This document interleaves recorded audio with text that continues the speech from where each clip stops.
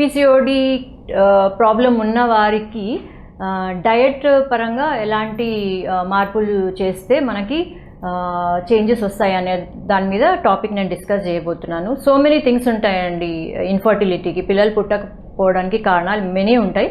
కానీ ఈరోజు టాపిక్ మాత్రం పీసీఓడి ప్రాబ్లం. ఈ పీసీఓడి ప్రాబ్లంకి two things I want to discuss అండి. First thing is diet, second thing is lifestyle or exercise అనమాట. ఈ రెండు కూడా చాలా అవసరం అండి. పీసీఓడి ప్రాబ్లమ్ని సాల్వ్ చేసుకోవడానికి డయట్ మంచిగా తీసుకోవాలి, ప్లస్ డయట్తో పాటు ఎక్సర్సైజ్ కూడా డిఫరెంట్ టైప్స్ ఆఫ్ ఎక్సర్సైజ్ కూడా చేస్తే ఈజీగా మనము ప్రాబ్లమ్ని సాల్వ్ చేసుకోగలం. సో ఫస్ట్ థింగ్, డయట్ తీసుకోవాలంటే ఏమేమి హెల్దీ ఫుడ్స్ ఉంటాయో లోకంలో అందరికీ తెలుసండి. నెట్లో చూస్తే, గూగుల్లో చూస్తే హెల్దీ ఫుడ్స్ అనే ఒక లిస్ట్ వస్తాయి. కానీ ఏమి తీసుకోకూడదనే ఫుడ్స్ నేను ఇక్కడ టేబుల్ పైన పెట్టి ఉంచాను. మొత్తమే అవాయిడ్ చేయాలని కాదు, ఈ ఫుడ్స్ ఏం విషం కాదు, కాకపోతే చాలా చాలా మటుకు ఇవి తగ్గించాలండి. First thing is your white rice. Rice మంచిదే కానీ క్వాంటిటీ బాగా తగ్గించాలి. సెకండ్ థింగ్, ఇక్కడ చూసినట్లయితే స్వీట్స్ ఉన్నాయి. స్వీట్స్ విషం అండి పీసీఓడి ప్రాబ్లంకి. అండ్ ఇక్కడ యూ క్యాన్ సీ దట్ ఇవి ఇంట్లో చేసిన జంతికలు అండి. హోమ్ మేడ్ ఫుడ్ కదా అని అనుకుంటాం మనం, కానీ ఇవి కూడా బియ్యంతో చేసినవే. So most of the south Indian tiffins ఎట్లుంటాయంటే అండి, అన్ని దోశ అన్న బియ్యం పడుతున్నాయి, ఇడ్లీలో కూడా బియ్యం పడుతుంది. So all south Indian, most of the south Indian టిఫిన్స్లో బియ్యం ఉంటుంది. కాబట్టి మనం ఓన్లీ అన్నం తినట్లేదు కదా సరిపోదు అనుకోకూడదు. సో జంతికల్లో కూడా బియ్యం ఉంటాయి, ఇడ్లీలో దోశలు ఉంటాయి అన్నమాట. సో అవాయిడ్ చేయాలి. సో దిస్ ఇస్ బనానా అండి. అండ్ బనానా మొత్తమే డిలీట్ చేయాలని కాదు, కొంచెం తగ్గించి తినాలి. ఎందుకు తగ్గించి తినాలో నేను తర్వాత చెప్తాను. ఇక్కడ కొన్ని స్వీట్స్ ఉన్నాయి. ఇవి sweets, not normal things, sweets అండి. సో ఇది బేసికలీ మీరు చూసినట్లయితే ఈ డయట్ షుగర్ వాళ్ళు, డయాబెటీస్ ఉండే వాళ్ళు తినే డయట్ సేమ్ అండి. So this is a diabetic come PCOD diet. అంటే పీసీఓడికి డయాబెటీస్కి బాగా దగ్గర రిలేషన్షిప్ ఉంటుందండి. పీసీఓడి ప్రాబ్లం ఉన్నవాళ్ళు ఆల్మోస్ట్ షుగర్ వచ్చినట్లే, మీకు షుగర్ వచ్చినట్లే ఫీల్ అయ్యి, షుగర్ వచ్చినప్పుడు ఏమేమి ఫుడ్స్ అవాయిడ్ చేస్తామో అవి అవాయిడ్ చేయాల్సి ఉంటుంది. ఓకే, సో దీంతో పాటు వన్ మోర్ ఇంపార్టెంట్ థింగ్ డయట్లో, పీసీఓడి డయట్లో గుర్తుపెట్టుకోవాల్సింది ఏంటంటే, మొన్న ఒక కొత్త వెబినార్లో అటెండ్ అయితే, సెమినార్లో ఒక డాక్టర్ గారు చెప్పారు, గ్లైసెమిక్ వేరియబిలిటీ అనే ఒక మంచి వర్డ్ చెప్పారండి.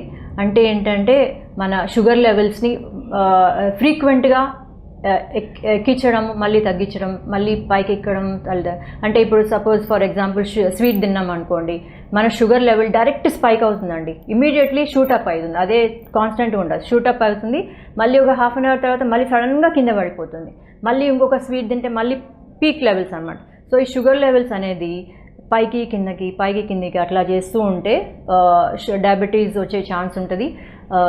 దాన్ని గ్లైసెమిక్ వేరియబిలిటీ అంటారు అనమాట. So sugar level should not be spike అవుతూ ఉండకూడదు, కాన్స్టెంట్గా మెయింటైన్ చేస్తూ ఉండాలి. So all the foods which are seeing here, అన్ని ఫుడ్స్ అన్నీ కూడా షుగర్ లెవెల్ సడన్గా పెంచాయి. ఇప్పుడు చూడండి, మీరు స్వీట్ తినగానే సడన్గా యాక్టివ్ అయిపోతాం, అన్నం తినగానే ఎక్కడ లేని సంతోషం యాక్టివ్ అయిపోతాం, banana, all these things suddenly increase your sugar. అట్లాంటివి పెట్టుకోకుండా నార్మల్గా షుగర్ ఇవి కాకుండా వేరే ఫుడ్స్ ఉంటాయి, చపాతీ ఉంది, or some normal apple fruits ఉన్నాయి, వేరే ఫుడ్స్ ఉంటాయి, పప్పు ఉంటుంది, శనగలు, బొబ్బెర్లు, అన్ని సీడ్ పదార్థాలు ఉంటాయి కదా, గింజ పదార్థాలు, అవి తింటే షుగర్ లెవెల్ మామూలుగా మెయింటైన్ అవుతుందండి. ఇంకొక విషయం, పీసీఓడి పీపుల్కి షుగర్ తొందరగా వచ్చే ఛాన్స్ ఉంటుంది, అది మర్చిపోకూడదు. మనం పిల్లల కోసమే, ఫర్టిలిటీ కోసమే మనం మాట్లాడుకుంటున్నా కూడా పీసీఓడి ప్రాబ్లం ఉన్న వాళ్ళకి ఫ్యూచర్లో డయాబెటీస్ ఫస్ట్ వచ్చే ఛాన్స్ ఉంటుందండి. డయాబెటీసే కాకుండా, షుగరే కాకుండా ఇంకా వేరే వేరే మేజర్ డిజీజెస్ కూడా వచ్చే ఛాన్స్ ఉంటుంది. అందుకే పీసీఓడి ప్రాబ్లము మేజర్ అయినా కూడా చాలా ఈజీగా మనం సాల్వ్ చేసుకోగలము ఫస్ట్ డయట్లో. సో ఇప్పుడు డయట్ గురించి అయిపోయింది. Second thing is life style. నా ఎక్స్పీరియన్స్లో, నేను చాలా చోట్ల పనిచేసిన జాగాలో, మా ఓన్ జిమ్లో చాలామంది గర్ల్స్ పీరియడ్స్ ఇర్రెగ్యులర్ అని జిమ్కి వచ్చి ఎక్సర్సైజ్ చేసిన తర్వాత పీరియడ్స్ రెగ్యులర్ అయిన వాళ్ళు చాలామంది ఉన్నారండి. 10 మందిలో 7 మంది, ఐ థింక్ 10 గర్ల్స్లో 9 గర్ల్స్కి జిమ్ వచ్చినందుకు పీరియడ్స్ రెగ్యులర్ అయిందండి. 10 గర్ల్స్లో 9 మందికి పీరియడ్స్ రెగ్యులర్ అయిపోయింది. So not only diet, exercise అనేది you can say equally important, if not more, ఎక్కువ కాకుండా ఈక్వల్గా ఇంపార్టెంట్. సో డయటే కాకుండా ఎక్సర్సైజ్ కూడా బాగా చేసినాం అనుకోండి, ఈ యూట్రైన్ ఏరియా బాగా స్క్వీజ్ చేసి ఎక్సర్సైజ్ చేస్తే డెఫినెట్లీ పీరియడ్స్ రెగ్యులర్గా వచ్చే ఛాన్స్ ఉంటుంది. Like 80% 70% I can help. Okay, so diet and exercise both, ఈ రెండింటిని కలిపి లైఫ్ స్టైల్ మోడిఫికేషన్ అంటారు. సో ఈజీగా మేజర్ ప్రాబ్లం అయినా ఈజీగా హ్యాండిల్ చేయగలము. సో మీరు 49 హాస్పిటల్ కనుక వస్తే I as a dietitian here, I'll give you a very good diet. ఎందుకంటే యూట్యూబ్లో ఈ డయట్ చూసేసి అందరూ ఇదే ఫాలో చేసేస్తే ఇట్లాంటి వీడియోలు చాలా ఉంటాయండి PCOD. So that is not, if you want a perfect diet chart, if you want to go in a perfect professional manner, అట్లా జనరల్గా తీసుకోవద్దు. దిస్ ఇస్ వాట్ నేను ఇక్కడ మాట్లాడేది జనరల్ డయట్ అనమాట PCODకి. కానీ ఒక్కొక్క మనిషికి డిఫరెంట్ ఉంటుందండి. అందుకే నేను ఇక్కడ డైటీషియన్లా ఉన్నాను కాబట్టి ఈ హాస్పిటల్లో మీరు వస్తే కనుక మీకు స్పెషల్లీ మీ బాడీ టైప్కి, మీ హైట్, వెయిట్కి డిఫరెంట్ ఉంటుంది. అందరికీ ఇంతే 1 కటోరీ రైస్ అని ఉండదు, ఒక్కొక్కరికి ఒక్కొక్క అమౌంట్ ఉంటుంది. మీరు వచ్చినట్లయితే మీకు మంచి diet, special customised diet chart రాసిస్తాను.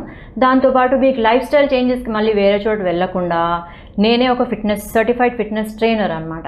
సో నేనే మీకు ఎక్సర్సైజ్ షెడ్యూల్ ఏమేమి చేసుకోవచ్చు చిన్నగా వాట్ ఎవర్ యోగా నేనే రాసి ఇవ్వగలను.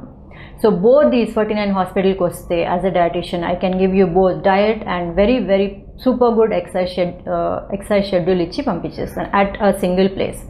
ఇది కాకుండా డయట్ ఎక్సర్సైజ్ కాకుండా నేను ఒక సర్టిఫైడ్ సైకాలజిస్ట్ కూడా. ఒకవేళ మీకు ఏదైనా డిప్రెషన్ అలాంటిది ఉంటే, పిల్లలు లేకుండా ఉన్నందుకు, I can council you in a very beautiful manner to overcome that.